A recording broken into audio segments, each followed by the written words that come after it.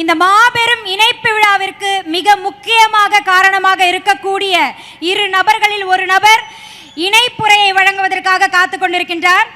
கரூர் தொகுதி மக்களுக்கு களமிறங்கி பணியாற்றியவர், போக்குவரத்து துறையினுடைய பொற்காலத்தை உருவாக்கியவர், முதல் எலக்ட்ரிக் பஸ் இவரின் முன்னால் அரங்கேறியது.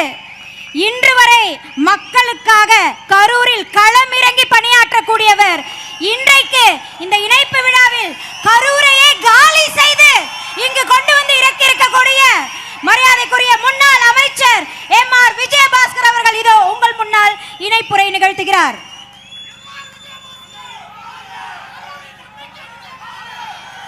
ஃப்ரண்ட்ல இருக்கிறவங்க எல்லாம் கொஞ்சம் உட்கார்ந்துருங்க. மேடை மீது யாருமே நிற்க வேண்டாம், தயவு செய்து அமர்ந்துருங்க.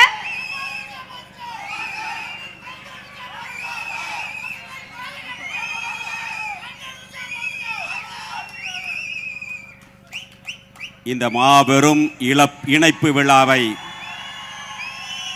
ஒரு மாநாடு போல தலைமையேற்று நடத்தி கொண்டிருக்கக்கூடிய கழகத்தினுடைய பொதுச் செயலாளர், உள்ளாட்சி மற்றும் நீர்வளத்துறையினுடைய அமைச்சர் அருமை அண்ணன் ஆனந்த் அவர்களே, இந்த நிகழ்ச்சியிலே வரவேற்புரை ஆற்றி சென்றிருக்கக்கூடிய வருவாய்த்துறை அமைச்சர் அருமை அண்ணன் KS செங்கோட்டையன் அவர்களே, மற்றும் இந்த நிகழ்ச்சியில் கலந்து கொண்டு எங்களுக்கெல்லாம் ஒரு சிறப்பான ஒரு வழிகாட்டியாக எங்களை இந்த இயக்கத்திலே இணைத்துக் கொள்வதற்கு அனைத்து ஏற்பாடுகளையும் செய்து எங்களுக்கு வழிகாட்டியாக இருந்த நெடுஞ்சாலை மற்றும் பொதுப்பணித்துறை அமைச்சர் அருமை அண்ணன் ஆதவ் அர்ஜுனன் அவர்களே, மற்றும் சுகாதாரத்துறையினுடைய அமைச்சர் அருமை நண்பர் அண்ணன் அருண்ராஜ் அவர்களே, மற்றும் அமைச்சர் பெருமக்கள் ஸ்ரீநாத் அவர்களே, லோகேஷ் தமிழ்ச்செல்வன் அவர்களே, விஜய் தமிழ்ச்செல்வன் பார்த்திபன் அவர்களே, முகமது பர்வேஸ் அவர்களே, சி விஜயலட்சுமி அவர்களே, ரமேஷ் அவர்களே, திரு ராஜீவ் அவர்களே, மற்றும் இந்த நிகழ்ச்சியிலே கலந்து கொண்டு சிறப்பித்துக் கொண்டிருக்கக்கூடிய தமிழக வெற்றி கழகத்தினுடைய சட்டமன்ற உறுப்பினர்களே, அமைச்சர் பெருமக்கள் பி மதன்ராஜ் அவர்களே, ஜெகதீஸ்வரி அவர்களே, சட்டமன்ற உறுப்பினர்களே, இங்கே கழகத்திலே தமிழக வெற்றி கழகத்திலே தங்களை இணைத்துக் கொள்ள வருகின்றிருக்கக்கூடிய முன்னாள் சட்டமன்ற உறுப்பினர்கள், முன்னாள் அமைச்சர் பெருமக்களே, முன்னாள் உள்ளாட்சி பிரதிநிதிகளே, இங்கே அலைகடலாக வருகின்றிருக்கக்கூடிய அனைத்திந்திய அண்ணா திராவிட முன்னேற்ற கழகத்தினுடைய ஆணி வேறாக திகழ்ந்த கழகத்தினுடைய ரத்தத்தின் ரத்தமான இளம் சிங்கங்களே, உங்கள் அனைவருக்கும் காலை வணக்கத்தை தெரிவித்துக் கொண்டு, புரட்சி தலைவரால் 1972 உருவான இயக்கம் அனைத்திந்திய அண்ணா திராவிட முன்னேற்ற கழகம் என்ற மாபெரும் இயக்கம். அந்த இயக்கம் தோன்றிய வரலாறு தீய சக்தியை, திமுகவை ஒழிக்க வேண்டும் என்று உருவான இயக்கம். தலைவர் இருக்கின்ற வரை அந்த இயக்கம் ஆட்சி அதிகாரத்தில் இருந்தது. இந்திய வரலாற்றில் ஒரு பிராந்திய இயக்கம் கட்சி தொடங்கிய உடனேயே பாராளுமன்ற இடைத்தேர்தலில் வெற்றி பெற்ற வரலாறை படைத்த தலைவன் புரட்சி தலைவர் எம்ஜிஆர். அதன் பிறகு கோவை சட்டமன்றத்தினுடைய இடைத்தேர்தல். இந்த 2 இடைத்தேர்தலுக்கு பிறகு 1977 இயக்கம் ஆரம்பித்த 5 ஆண்டுகளிலே ஆட்சி அதிகாரத்தில் இருந்து 11 ஆண்டுகாலம் தமிழகத்தை ஆட்சி செய்தவன் புரட்சி தலைவர் எம்ஜிஆர் அவர்கள். ஆனால் இன்று அந்த வரலாறை உடைத்து ஒரு சரித்திர சாதனை படைத்தவர் புரட்சி தளபதி நம்முடைய தமிழகத்தினுடைய முதலமைச்சர் விஜய் அவர்கள் என்பதை நாம் நன்கு அறிய வேண்டும். இயக்கம் ஆரம்பித்த 2 ஆண்டுகளிலே தமிழகத்தில் ஒரு மாற்றத்தை ஏற்படுத்தி ஒரு அரசியல் புயலை உருவாக்கி, ஒரு அரசியல் மாற்றத்தை உருவாக்கி இன்று ஆட்சி அதிகாரத்தில் இருந்து தமிழகத்திலே முதலமைச்சராக இருக்கிறார் என்று சொன்னால் அது சாதாரண மாற்றம் அல்ல, ஒரு தலைமுறை மாற்றம் என்பதை நாம் புரிந்து கொள்ள வேண்டும். இந்த அரசியல் மாற்றம் என்பது ஒரு தலைமுறை மாற்றம். அதேபோல தலைவருக்கு பிறகு இந்த இயக்கத்தை வழிநடத்திய தங்க தலைவி புரட்சி தலைவி அம்மாவுடைய கொள்கையும் அதேதான்.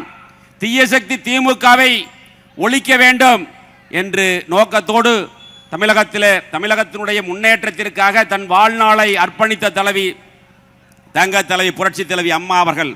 அம்மாவுடைய மறைவிற்கு பிறகு இந்த மேடையில் வீட்டிருக்கக்கூடிய முன்னாள் அமைச்சர்கள், சட்டமன்ற உறுப்பினர்கள், அனைத்து இந்திய அண்ணா திராவிட முன்னேற்ற கழகத்தை சார்ந்தவர்களுடைய துணையோடு 4 ஆண்டுகள் 2 மாதம் அம்மாவுடைய அரசு நடந்தது.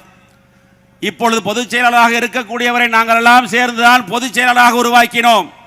ஆனால் அவருடைய தவறான முடிவுகளால் இன்று இந்த இயக்கம் தள்ளாடி கொண்டிருக்கிறது என்பதற்கு இதுதான் மிகப்பெரிய உதாரணம். உண்மையை சொன்னால் துரோகி என்று சொல்கிறார். உண்மையை எடுத்து சொன்னால் யார் துரோகி என்பதை நீங்கள் புரிந்து கொள்ள வேண்டும். திராவிட முன்னேற்ற கழகத்தோடு சேர்ந்து ஆட்சி அமைக்கலாம் என்று சொல்வது சரியா என்று இந்த இயக்கத்திலிருந்து விலகி இன்று தமிழக வெற்றி கழகத்தில் இணைத்துக் கொள்ள வந்திருக்கக்கூடிய ஒவ்வொரு தொண்டனும் நினைத்து பார்த்துத்தான் இன்று புரட்சி தளபதி தலைமையை ஏற்று இங்கே இந்த இயக்கத்தில் தங்களை இணைத்துக் கொள்ள வருகின்றிருக்கிறார்கள் என்பதை நாம் எண்ணி பார்க்க வேண்டும். 42 ஆண்டுகள் இயக்கத்தில் உறுப்பினராக இருந்து 25 ஆண்டுகள் தீவிர அரசியலிலே இருந்தவனான். பல்வேறு உள்ளாட்சியிலே பல்வேறு பதவிகளில் இருந்து புரட்சி தலைவி அம்மா அவர்கள் அடையாளம் காட்டப்பட்டு 5 ஆண்டுகள் போக்குவரத்து துறை அமைச்சராக பதவி கொடுத்து அழகு பார்த்த தாய் புரட்சி தலைவி அம்மா அவர்கள். கரூர் சட்டமன்றம் என்று சொன்னாலே உங்களுக்கு நன்றாக தெரியும். அது தமிழக வெற்றி கழகத்தினுடைய வரலாற்றில் ஒரு கரும்புள்ளியாக இருந்தது கரூர் சம்பவம் என்பதை நீங்கள் தெரிந்து கொள்ள வேண்டும். 41 அப்பாவி உயிர்கள் இறந்தது தளபதி அவர்கள் கரூர் வருகையின் போது. அது மட்டுமல்ல, கரூர் சட்டமன்றம் என்பது தமிழகத்தில் இருக்கக்கூடிய 234 தொகுதிகளிலும் இருக்கக்கூடிய அரசியல் விமர்சகர்களும் அரசியல் பார்வையாளர்களும் உற்று நோக்கக்கூடிய ஒரு தொகுதியாக இருந்தது. ஏனென்று சொன்னால் அந்த தொகுதியில் அதிகாரத்தினுடைய உச்சத்தில் பல்வேறு பொய் வழக்குகளையும் பணத்திமிரில் தன்னுடைய அதிகாரத்திலும் பணத்தை வைத்து ஜெயித்து விடலாம், ஆட்சி அதிகாரத்துக்கு வந்து விடலாம் என்று சொன்னவர்களுக்கு மத்தியில் மிகப்பெரிய போராட்டத்திற்கு இடையில் நாம் வெற்றி பெற்றோம்.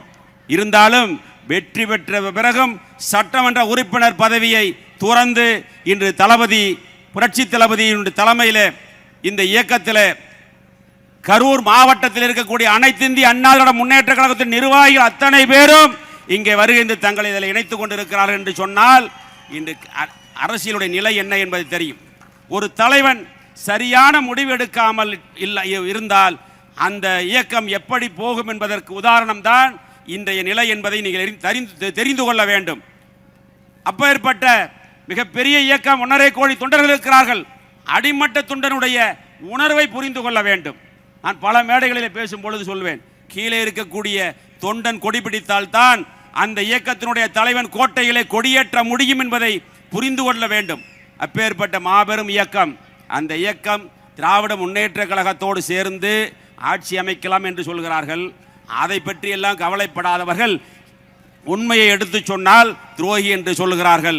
எனவே இன்று தமிழகத்தில் ஒரு மிகப்பெரிய அரசியல் புரட்சி ஏற்பட்டிருக்கிறது. தமிழகத்தில் அல்ல, இந்தியாவே திரும்பி பார்க்கின்ற வகையில் நம்முடைய புரட்சி தளபதி நம்முடைய முதலமைச்சர் அவர்கள் ஒரு அரசியல் மாற்றத்தை ஏற்படுத்தி இருக்கிறார். இப்பொழுது மட்டுமல்ல, தலைவர் இருக்கின்ற வரை 11 ஆண்டுகள் 3 முறை தமிழகத்தினுடைய முதலமைச்சராக இருந்தார்.